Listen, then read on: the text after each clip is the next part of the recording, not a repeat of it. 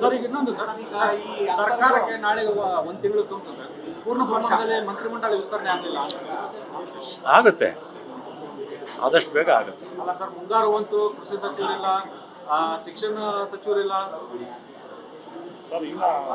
ಆಗುತ್ತೆ, ಬೇಗ ಆಗುತ್ತೆ. ಸರ್. ಈಗ ದಕ್ಷಿಣ ಭಾರತದಲ್ಲಿ ನದಿ ಜೋಡಣೆ ವಿಚಾರ ಈಗ ಚರ್ಚೆ ಆಗ್ತಾ ಇದೆ, ಅದು ಪ್ರೋಸೆಸ್ ಮಾಡ್ತಿದ್ದಾರೆ ಇಂಟರ್ಲಿಂಕು ಈಗಾಗಲೇ ಕೇಂದ್ರ ಸರ್ಕಾರ ಅದರ ಬಗ್ಗೆ ಸಾಕಷ್ಟು ಕಾರ್ಯಕ್ರಮಗಳನ್ನ ಹಾಕ್ಕೊಂಡಿದ್ದಾರೆ. ನದಿಗಳೆಲ್ಲ ಲಿಂಕ್ ಆದರೆ ಒಳ್ಳೆಯದೇ, ನಮ್ಮ ರಾಜ್ಯ ಅಂತಲ್ಲ ಎಲ್ಲ ರಾಜ್ಯಗಳು ಕೂಡ ಒಳ್ಳೆಯದು. ಯಾಕೆಂದ್ರೆ 3 ಜನ ಮುಖ್ಯಮಂತ್ರಿಗಳ ಅದ್ರ ಬಗ್ಗೆ ಬಂದಿದ್ದಾಗ ಪ್ರಸ್ತಾಪ ಇಟ್ಟಿದ್ದಾರೆ. ಮೊನ್ನೆ ಒಂದೇ ಸಲ ಚರ್ಚೆಯಲ್ಲಿ ಇದೆಲ್ಲ ತೀರ್ಮಾನ ಆಗಲ್ಲ.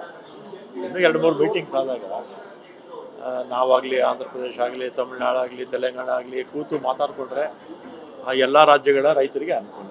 ಸುಮ್ಮನೆ ಕೋರ್ಟು ಕಚೇರಿ ಅಂದ್ಕೊಂಡ್ರೆ ಏನಾಗುತ್ತೆ, ವರ್ಷಗಟ್ಟಲೆ ತಳ್ಕೊಂಡು ದಶಗಳ ಕಾಲ ಮುಂದಕ್ಕೆ ಹೋಗ್ತಾ ಇರುತ್ತೆ. ಈಗ ಗೃಹ ಜ್ಯೋತಿ ಇದರಲ್ಲಿ ಪರಿಶೀಲನೆ ಮಾಡ್ತಾ ಇದ್ದಾರೆ, ಅದರಲ್ಲಿ ಜಾತಿ ಕಲಂನ ಉಲ್ಲೇಖ ಮಾಡಿರುವಂಥದ್ದು ಏನಿದೆ ಸರ್, ಯಾವ ಉದ್ದೇಶ? ಕ್ಲಾರಿಟಿ ಸಿಗಲಿ ಅಂತ ಅಷ್ಟೇ.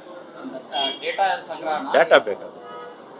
ಡೇಟಾ ಇದ್ದರೆ ಒಳ್ಳೇದಲ್ವ. ಈಗ ಮಕ್ಕಳು ಎಷ್ಟು ಜನ, ಆಮೇಲೆ ನಮ್ಮ ಎಂಪ್ಲಾಯೀಸ್ ಎಷ್ಟು ಜನ, ಆಮೇಲೆ ಸೀನಿಯರ್ ಸಿಟಿಸನ್ ಎಷ್ಟು ಜನ ಓಡಾಡ್ತಾರೆ ಅಂತ ಲೆಕ್ಕ ಬೇಕಲ್ಲ, ಅದಕ್ಕೆ ತಗೊಂಡು ಜಾತಿ ಗಣತಿ ಅಲ್ಲ, ಕ್ಲಾರಿಟಿ ಸಿಗಲಿ ಅಂತ ಮಾಡ್ತಾ ಇದ್ದಾರೆ. ಸರ್, ಜಯನಗರದಲ್ಲಿ ಈ ಕರಪತ್ರಗಳನ್ನ ಮನೆ ಮನೆಗೆ ಹಂಚುತ್ತಾ ಇದ್ದಾರೆ ಅಂತೇಳಿ ಆರೋಪ ಎದುರಾಗಿತ್ತು. ನಿನ್ನೆ SIR ಮಾಡೋವಂಥ ಸಂದರ್ಭದಲ್ಲಿ BLA ಹೋಗ್ತಾರೆ, BLA BLO ಎಲ್ಲ ಹೋಗ್ತಾರೆ.